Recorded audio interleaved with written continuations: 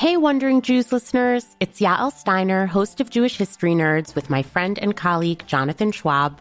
We are so excited to announce that new episodes of Jewish History Nerds are coming soon. Every week, we nerd out on a fascinating topic from Jewish history. We're not historians, but we are fired up about learning. In the podcast, we share our passion for Jewish history with each other and with you. This season, we're focusing on objects and symbols, all with amazing stories and meanings. So join us for new episodes every Thursday. I promise you'll learn something new. Whoever said history was boring clearly never heard these stories. Subscribe to Jewish History Nerds wherever you get your podcasts, and check out Unpacked.media. We have to look at what conversations the world is having, and then we fit ourselves into those categories to try to argue about who we are. And that's complicated, you know? Yeah. Because Mizrahi, Ashkenazi, Sephardic, these are not exactly categories that fit into race. But America often, and in the past few years especially, has tried to fit a lot of categories into race. Hey everyone, welcome to Wondering Jews with Mijal and Noam. I'm Mijal. And I'm Noam, and this podcast is our way of trying to unpack the biggest questions being asked by the Jewish people and about the Jewish people. We don't have it all figured out, you know that, but we try to figure some things out together, and it's fun. It's fun to do this. Whether or not we figure it out, but it's about the process of learning, of speaking, of listening, of engaging, and we try to do that on every single episode. So as we say every week, our absolute favorite part of this show is really wondering with you. So please continue to share your questions, suggestions, feedback, whatever's on your mind by emailing us at our new and improved email address, wanderingjews@unpack.media. That's wanderingjews@unpack.media. Shout out to Charlie L., who got in touch with us to share how much he enjoyed last week's episode with our special guest, Sarah Horwitz. We missed you, Noam. As well as to share that he was really compelled by an interesting idea that Sarah shared, that Judaism has been colonized, which I think we should continue to think about. So thank you so much, Charlie, for reaching out. And everyone, just keep listening and let us know what you think. And I got to give a shout out to Daron, my friend Daron, who said to me, with the biggest compliment ever, he said to me, Noam, you know what? Wondering Jews is amazing. And the very best episode that's ever been done is the one when Mijal was with Sarah. And I was like, Daron, you're so sweet. But the truth is, Sarah is the absolute best. And that conversation was riveting. I loved it. So Mijal and Sarah, so cool. Really, really cool. We're going to get into a very interesting topic in a minute. But before we do that, it's about to be Pesach, Passover. And the two of us have just great Haggadot. So, Mijal, just say the Haggadah that you have that you think is so important. There's a new Haggadah that just came out by the Hostage Family Forum. It's an Haggadah of freedom, and it has the traditional commentary in Hebrew, Aramaic, and in English translation. And then it has a lot of passages by hostages that have returned and also by families of current hostages in Gaza. So we'll put the link in the show notes, but I think it's like a very important way to, you know, we're going to be talking about captivity and bondage. So to keep front of mind the fact that we still have part of our Jewish people held captive in Gaza and that we're praying for them. Such an important piece of work, and I'm really excited to get my hands on that one. And then I have a Haggadah that I have that's written by Judah Michel. It's called Baderech. Really just incredible, insightful, thoughtful, inspirational. There's so many powerful stories that the Jewish people have throughout our history, throughout our tradition. And what Rav Judah does, as he's called by his dear friends, what he does is he shares that we're all baderech, we're all on our journeys in a very personal, individual sort of way.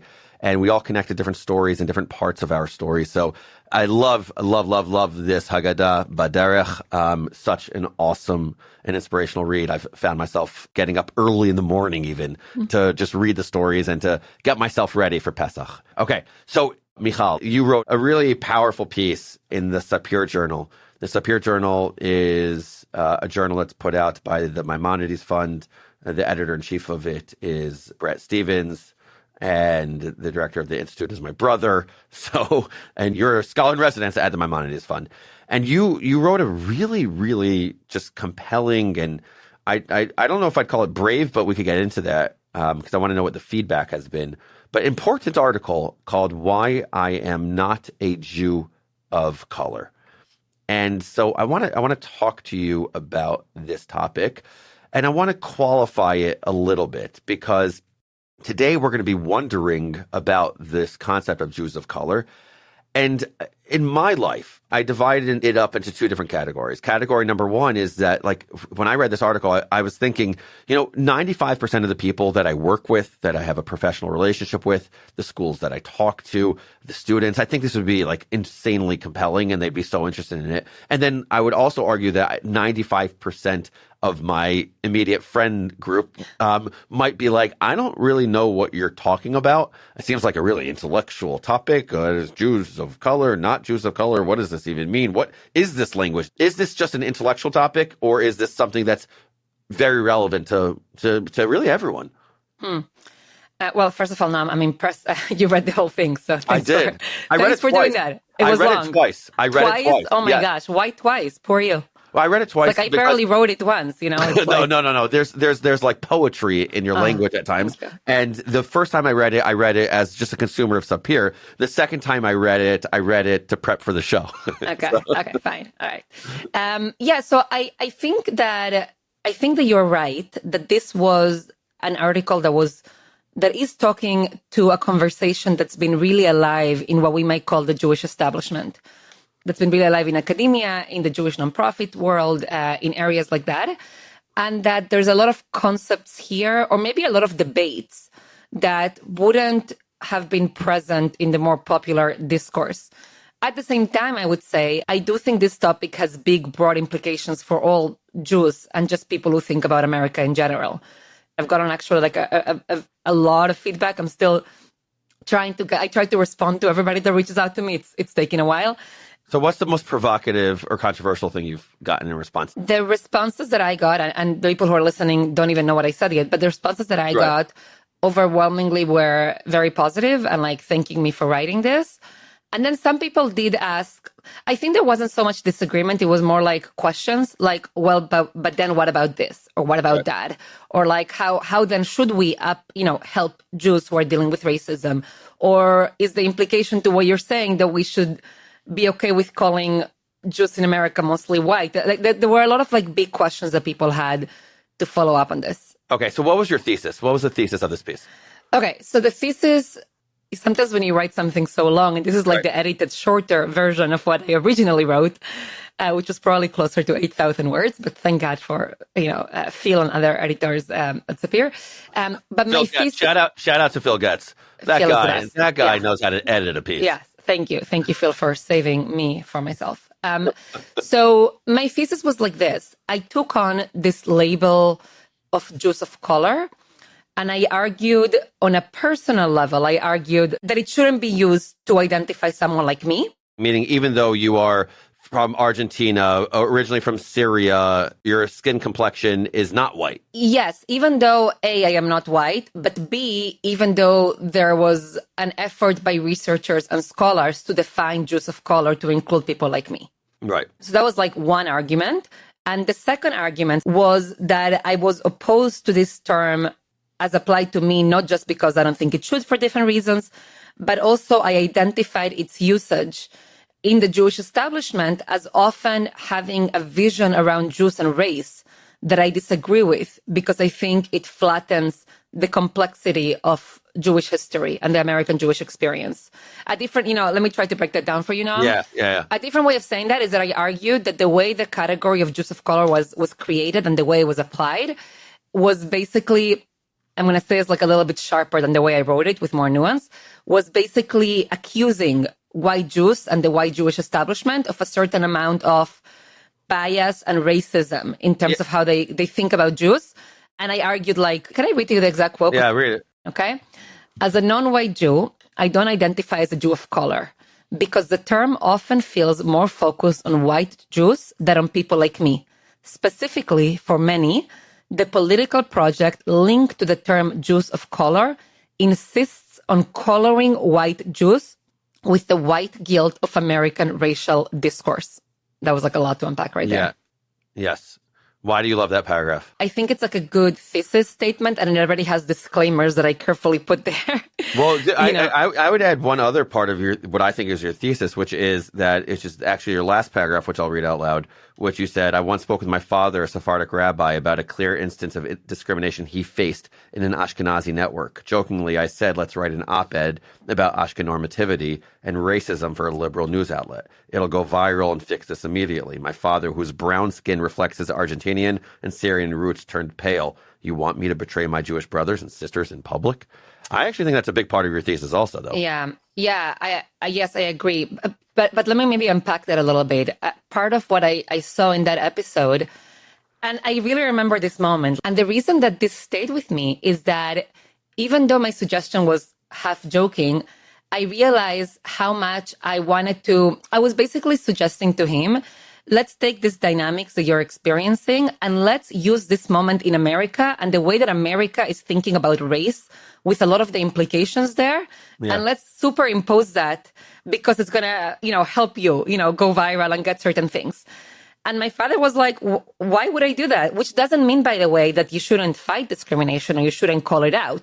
But it was almost like holding on to this like American racial discourse and American racial binary and saying, I'm going to use that as a way to deal with things in a way that will, by the way, flatten a lot of complexity, and a lot of nuance from the American Jewish community. Does flatten complexity, does that mean just overly simplify things? Is that what you mean by that? Part of it is that a lot of the discourse in America around race assumes a certain binary. It assumes that like the black and white binary in America is the most important one to think about people in general. Okay. And very often in some parts of the left, it assumed a certain power dynamic in terms of oppression and oppressed that come together with that racial binary. Right. So that's a little bit what this means. And the term Jew of color mirrors another term, which is people of color. Correct. I didn't write about this, Noam, but there's some people, for example, I have a friend who's biracial, and he doesn't feel comfortable using the term Jew of color for himself, but he feels comfortable saying Jewish person of color. Okay. Okay. So here, I'm going to be complicated. It's all complicated. Can I be the annoying guy? I'm going to be the annoying guy Be the annoying guy. But I'm going to be the annoying guy that I think it's tough sometimes when you're trying to communicate and you're trying to be so sensitive and empathic, and you use the wrong term, and there are people in the same room that want you to use opposite terms. So what do you do about that? Yes, 100%. Like, you and I present in audiences. What are we supposed to do? And if the people listening who don't present in audiences and they want to be sensitive, good, empathic, compassionate people, what terms should they use? Black and brown Jews, Jews of color, Jewish people of color? Because if you don't like being called a Jew of color and someone else likes being a Jew of color who looks exactly like you, what do we do? Yeah, good question. Well, first of all, I would say terms are always going to be clunky. Okay. And whenever we use a term, Orthodox, Reform, Black, brown, whatever it is, they're going to be clunky. And there's going to be people who are not going to like those terms the way that they're applied to them. At the same time, I think we can be careful on how we use language. So I'm pretty careful when I use language. I won't say like all Sephardic Jews say the following. But you know what, Noam? I wasn't writing in a way that's basically just saying, hey, like, stop using this term because I don't like it. Uh-huh. There was a certain moment in which a study came out that really shaped the conversation and the policies in the American Jewish community. Let's get to that study in a bit. I really want to. That's the one that says that 12 to 15% of Jews in America identify as people of color, correct? Something like that? Jews of color. Jews of color. Okay. Yeah, but by the way, that's important because it's not me just saying, hey, you're being insensitive in a talk. Right. There was like, this became almost like policy in many parts of the Jewish community. Yeah, right. I remember that study came out. And by the way, I've cited that study so often when I go to speak in different environments. Yes, I cite it all the time because when people say, a lot of people do, when people say Jews are white, first of all, then the response is actually 12 to 15% of American Jews identify as Jews of color, and in Israel, over 50%, therefore, are not white, and therefore that's utilized, it's instrumentalized as some sort of way that says we're not as bad as you think we are because we are not. And I might be white presenting, but my friends aren't, so we use it in that way. But let's get to that in a bit because I probably stepped on something there. You said in the beginning of your piece, you said I've encountered racial bias in everyday spaces and in Jewish spaces. What do you mean? What have you gone through? What racial bias have you gone through? Well, there's a lot, and some of it also depends if in the question around intent, right? Is there intent to be racist, or can you say things that end up just being racial bias, even if people aren't trying to be racist? I have a crazy amount of interactions of people who ask me where I'm from, and then they're like, "No, but where are you really from?" Wait, why is that racist? Okay, that's why I said before, because it depends around like intent, if you care about intent or not. In certain parts of the discourse around racial justice, that would be viewed as a microaggression that has a certain racial bias, because it immediately tags you as somebody who's like not from a certain place and from another. There's been a lot of instances in which I was treated as though I am not educated, or as though I am less informed about certain issues. So I don't want to get into all the specific examples, but it happened to me. It happened to me in my kids, like in a school that my kid used to go to in Manhattan. That was like not a Jewish space. It happened to me a few weeks ago when I had a meeting in the Department of Education. I was trying to like get some services for one of my kids, and this was really hilarious, Noam. But the person, they knew I was South American because they asked me a lot of questions. They were not super friendly. Midway in whatever, they asked me about my education, and I said that I have a PhD, and she like stopped the interview. She looked at me and she was like, "What?" She was proud of you. She said it. Wait, no, I know she said it because I wrote it to my friends as it was happening. 3 times she stopped and she was like, "I am so proud of you." Oh, she was proud of you. I'm so proud of you that you made it. So nice that you brought her pride. Yeah, I've had interviews where people... You're a nachas, man. You give people nachas. You give even that person nachas. Yeah. I mean, I've had explicit comments to me about people like me saying, in your families, in your communities, you're not so intellectual, you're not so educated, you don't know so much. I've had a particularly bad job interview in which, I mean, again, if I hadn't written it right afterwards, I would think that I'm making it up. But someone was like, "Well, why are you trying to leave people like you and work with other people? Don't be like Barack Obama, who left the black community to work with white." Like, Ooh, wow. A lot of different comments. Again, in both non-Jewish spaces and Jewish spaces. Right. So again, that's why whether we see racial bias there or not, sometimes I think it was very, very clear. And sometimes I think it was like, maybe the intent wasn't there, but the effect ends up existing. Can I ask you an incredibly provocative question? I don't know. Go for it. Let's find out. Have you ever benefited from your background? That's not a provocative question. I've actually spoken about this. I've said you can very strategically use your background as a minority to be given certain platforms in America right now. I think that's quite obvious in terms of where things are. I've often said it quite openly, I'm here because I come from a certain background and I'm going to be here and speak. So 100%, I've had that, even as I've had a lot of, again, I don't want to minimize what it does to you when you continue to encounter people in school, in higher education, that make comments that question your intelligence or your ability to do certain things. So those things can live together at the same place, at the same time. And in the piece, you actually speak about, hey, listen, there are racial problems that the Jewish community has, but that people have come to you to speak about, whether they're from black and brown communities and they come into synagogue and they feel like they are othered. And that's a very, very real thing that happens in the U.S. at times. And it's happened throughout Israeli history, by the way, as well. Now, I could easily go down and do a deep dive into the challenges of the integration of the North Africans and Middle Eastern Jews into Israeli society in the 50s, 60s, and 70s, to the point that there was a movement called the Black Panthers, modeled after the Black Panthers in the United States of America. So, this is a very real thing that the Jewish world contends with and needs to continue to contend with. Yes. What I would say is that there's sometimes a different flavor to what bias looks like.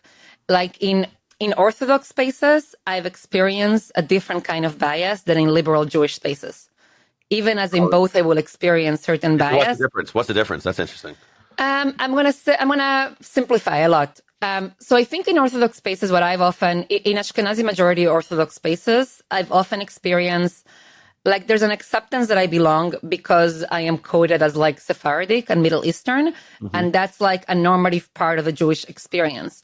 But it's often come with a lot of, prejudice about it being backwards, or it being less advanced, or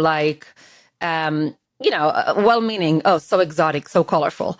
But so many comments, and very often just trying to minimize the contributions or not give the same place, or just really not have, not everybody, of course, but clear instances of a lack of respect or dignity to the experiences of my community, or assuming that Sephardic Jews don't have an intellectual history is like one example that always drives me nuts. In liberal spaces, especially in the past few years, I've encountered much more of an eagerness to be inclusive, and at the same time, a lot of ignorance. So even if people will come and they would use the term Jew of color for Sephardic Jews, meanwhile, most Sephardic Jews just really, really don't use that. Or they would assume that socially conservative Sephardic Jews agree with principles in diversity, equity, and inclusion, where those tend to be really opposite to each other, or where they would assume that they can speak about Sephardic Jews as supporting, back in the day, BLM, because they're like part of the same community. So a lot of assumptions, actually, incorrect assumptions. And also a lot of like value judgment. So like if you're a Sephardic woman who has a feminist consciousness, you might find your communities like oppressive and like awful to women or things like that. So there's often like a different flavor that comes in terms of like bias. And one of the things that was important for me to highlight in the article, and part of the reason that I've been frustrated with the term Jew of color, is that I have friends who are Black Jews. I have friends who are Asian Jews. Their experience walking into like a random shul in the Upper East Side, Upper West Side, Manhattan or anywhere else is very different than mine. And it was really important for me to highlight that because I think some of the discourse has kind of not allowed us to really focus on the problems that we have and the things that we have to do to fix them. So definitely really important for me to name that and to actually say that even as I am critical of some of the way we've approached the work of addressing some of these things in the past, it doesn't mean that I want to do nothing. You know what I mean? Like, I'm not saying racism doesn't exist or like we have no work to do or like diversity doesn't matter. I'm not saying any of that. I actually want to do it better. And most of all, I want to do it honestly. That's great. That's great. Okay, so let's get into the crux of the matter. The crux of the matter is in 2020, 2019, this article came out that the study came out that said that 12 to 15% of Jews in America identify as Jews of color. And you did something interesting, which was you had opinions on it and you didn't speak out when the report came out. So first of all, why was this report so important? What did it say that was so important? And are you proud of the fact that you didn't speak up then? Ooh, you like asking nice questions, Noam. So the report, why was it so important? So it was a report commissioned by what was then called the Jews of Color Field Building Initiatives by a group of researchers in Stanford. And they didn't collect new data. They looked at previous studies and they gave this estimate 12 to 15% of American Jews are Jews of color. Now, part of what this report did, and again, I think it's really important to highlight this, is that that finding was reinforcing another argument of the study. And that other argument, and I'm going to say it simplistically, I'm not quoting them, I'm saying in my own words simplistically, that argument was basically saying, hey, organized Jewish community, you have been commissioning all these studies, and you have been commissioning studies in ways that the studies that existed until now systematically undercounted non-white Jews. That assertion was basically, I'm going to say it in a sharp way, even though the report didn't say it, that assertion was basically accusing the established Jewish community of a certain amount of systemic racism that basically undercounted Jews of color. Got it. So it was basically saying like your metrics, your tools, the way that you see Jews in your community has been undercounting, Jews of color. Right. It's a pretty serious thing to say. And it's a way, it's funny, Noam, before you said that you highlight the number of Jews of color as a way of saying, hey, we're not all privileged.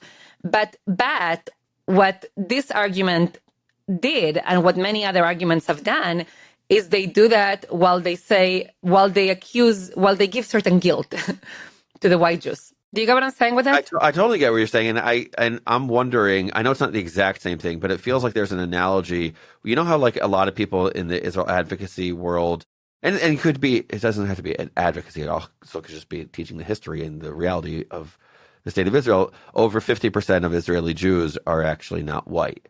And the reason that's shared is obvious, right? That's shared is that similar to is that also a political act in the same sort of way? I think it really depends how it's done. Well, first of all, I distinguish between not white and Jew of color. I feel very comfortable saying that I'm not white. It's complicated. Is that said in a way that then accuses the 50% who's white No accusing. It's used in a way that to demonstrate, again, that one is that they're indigenous to the area. That's one utilization of it. But there's something even more basic, Noam. It's used to show that people know nothing about Israel. That's also true. That's fair. Yeah, but I agree with you. But this is what's so interesting about this. It's like we have to look at what conversations the world is having. And then we fit ourselves into those categories to try to argue about who we are. And that's complicated, Yeah. Because Mizrahi, Ashkenazi, Sephardic, these are not exactly categories that fit into race. But America often, and in the past few years especially, has tried to fit a lot of categories into race, right? Which is complicated. Going back to that study, Noam, so in 2019, this comes out and it argues this. Now, I want to just note something else, and then I'll say as to whether I'm proud that I didn't speak up. Part of the reason this study was important, and it was released shortly before George Floyd was killed, which just really heightened the stakes. Part of the reason it was important, it was that estimate had what I would call confidently serious methodological flaws. Not only in constructing a really broad umbrella and just putting everybody in without even testing whether those populations like the term, but also the way that it used certain local studies and certain national studies, and also the way that it ignored the Pew study, which is the most important, most methodologically rigorous national study of American Jews that gave a much lower figure. Was the figure 5 to 8%? Is that what it was? Pew 2013 said 6%. Right. Pew 2020 said 8%. And this is the category that Pew uses is not Jew of color because people don't choose that. That category is non-white or Hispanic. And Hispanic Jews, by the way, majority are white in America. So it includes white Jews as well, just also Hispanic. Okay. It would also include you, Noam, if you had a survey and you were like, I don't identify as white because of different reasons, because I don't feel comfortable with a racialized discourse around Jews in America, and you choose other, because if you would have chosen other in a survey, you would have been included in this percentage. So any white passing European Ashkenazi Jew who would choose other would also be included in these numbers. Mm-hmm. So going back to this estimates had serious questions that researchers had, whether again, how they constructed the category or the kind of statistical work that went to determine it. The problem was, and I'll get back soon to why I didn't speak, is that the second people started asking questions, they were shut down and they were called racist. Mm. Okay, very publicly. It was all done in public. It was very, very public. So let me just clarify this. Let me just make it a little bit sharper.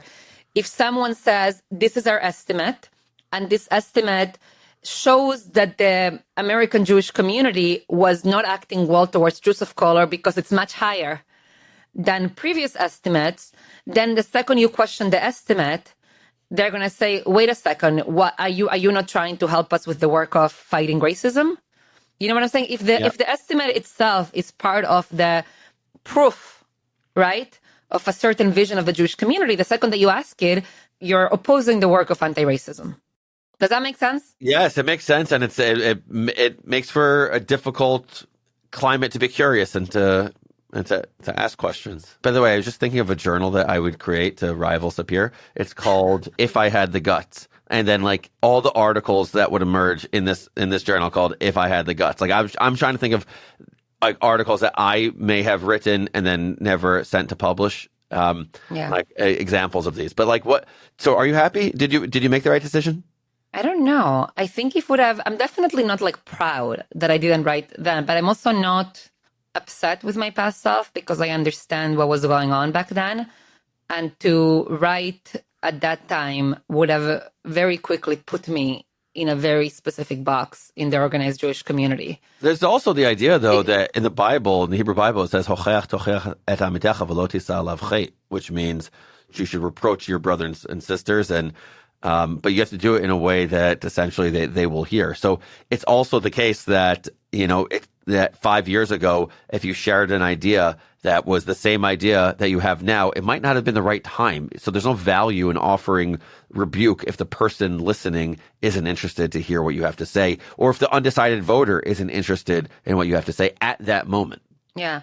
I think back then to have spoken out against this, I don't know. I think it would have been good for the discourse, but bad for me, if that makes sense. And I'm just honest about that. It's funny. Someone texted me, a friend, and she was like, "Oh, Mijal, you've been talking about this for 5 years. Glad you finally wrote the article that you wanted to write 5 years ago." And I'm like, ouch. Or someone else wrote to me, they're like, "Wow, what a brave article." And I'm like, nope, it's not brave. Would have been brave 3 or 4 years ago. Right now, I think it's just okay. But it's complicated. I think that it's not just in the Jewish community in America. Like the discourse around race was just so complicated and people were being canceled right and left. I was paranoid, actually. There was a real climate of fear. I think if I would have written out about this back then, it would have been good for the discourse, bad for me because it would have pigeonholed me into this topic alone. Like I would have been identified with this topic and I care about it, but it's not. Now, if you speak to people on the different side of the aisle on this, do you think there's more openness to the conversation, even if you disagree with each other?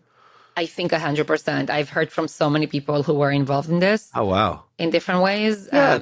Not everybody, but I think...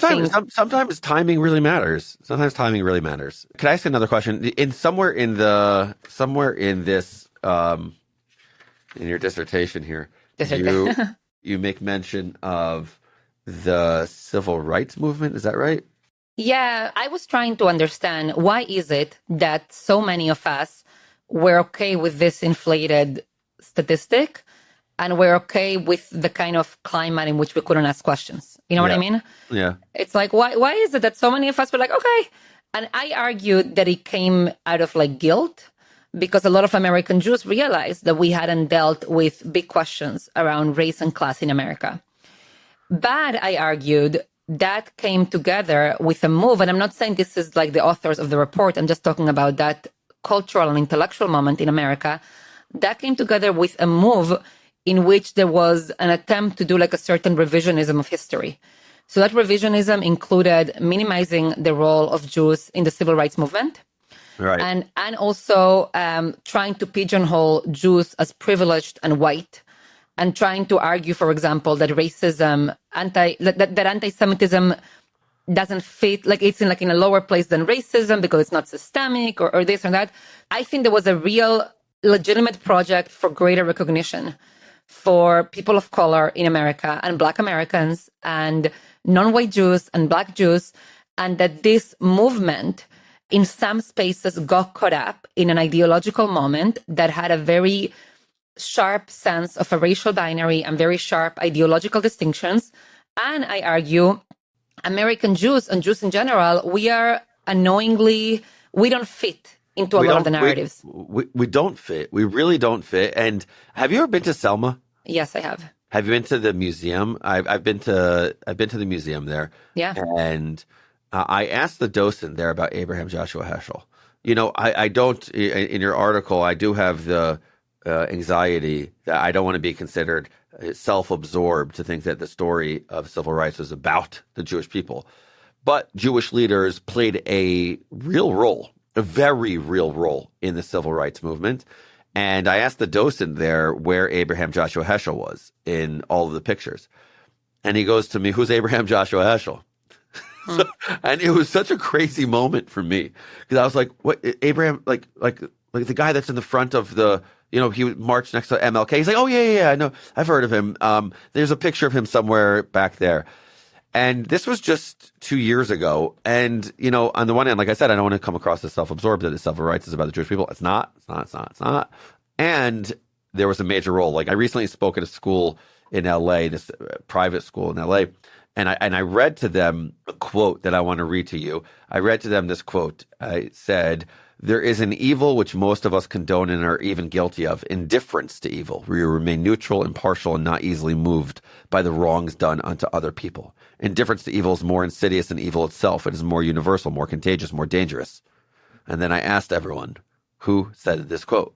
And all the students raised their hand and said, "Martin Luther King Jr." And I said, "Nope." And they guessed next name, Malcolm X. I'm like, "Nope." Then who was it? And then I held up this book that was written by Julian Zelitzer from the Jewish Live series about Abraham Joshua Heschel. And it was Heschel who said that. Ideas that are quite similar to MLK. And there is a huge part of the Jewish story which likes to view itself as playing a major role in the civil rights movement. And I do think that Heschel and MLK had very, very similar things to say, as did other important Jewish rabbis like Joachim Prinz and others. So I was like really taken by this part of your piece as well. Yeah. Well, I'll just say, I was in that same museum. I don't know that I'm bothered if Heschel is not, prominently displayed in a museum like that. What I was much bothered by was when the movie Selma came out. Right. And where he was literally cut out of the picture. So that to me is like a form of historical revisionism. And that's what I mean. I'm like, we cannot build a better world based on lies. And we as Jews should not be okay with our story being changed. Again, it's not our story, but I'm like, why are you just, taking the Jews out of the picture? I want to read to you, if it's okay, just like I'll read myself, which is awkward, but I'll read to you 2 paragraphs that I think get to the point of the piece. Yeah. Sorry, one more thing, Noam. There were big implications from this study and this discourse, like changing of like board members, allocations in Jewish organizations. Like this wasn't just an intellectual exercise. Okay. The reason for all this socio-historical political gymnastics is simple. Jews as a social, historical, political, and religious category defy America's simplistic identity politics binaries. Historically, Jews have been persecuted by Christians and Muslims, capitalists and Marxists, the aristocracy and the peasantry, the wealthy and the poor. In America, Jews, the majority of whom read as white, are the most frequent targets of religious hate crimes. Accused by Christian nationalists, the Nation of Islam, and Black Hebrew Israelites of the same nonsensical cosmic crime, being fake Jews. This not long after 6 million were systematically murdered in Europe for being real Jews. Add to this the fact that white nationalists accuse white Jews of being fake whites. The fact is that Jews are inconveniently complex for the stories that America, and not only America, tells about itself. Jewish history disrupts simplistic frameworks of race and power to such a degree that it requires ideological contortion. Jews had to be forcibly assimilated into whiteness as a moral and political category to make them fit into America's racial story. That project involved the erasure of key elements of Jewish history. That's my paragraph. Why? Tell me why you shared it. Because I think to me, this is like essentially, like it took me a while to understand why I cared enough about this. It's not just like a term being applied to me that I don't like, but this to me just felt like it was taking the Jewish story, the Jewish people, and we're so complex and so multifaceted and just, flattening us. And also not allowing us to really deal with our problems in an honest way and using our own Jewish tradition to figure out how to have a stronger covenant where everybody feels a sense of belonging. Yep. Agreed. Powerful ideas. And I really do encourage everyone to continue to think about these ideas, not just read the piece, but to think about the ideas that you brought up in this article, and to deal with the tension. One of the things that I just really love about this conversation is that there are certain things that are simple in life. There are certain things that are complex in life.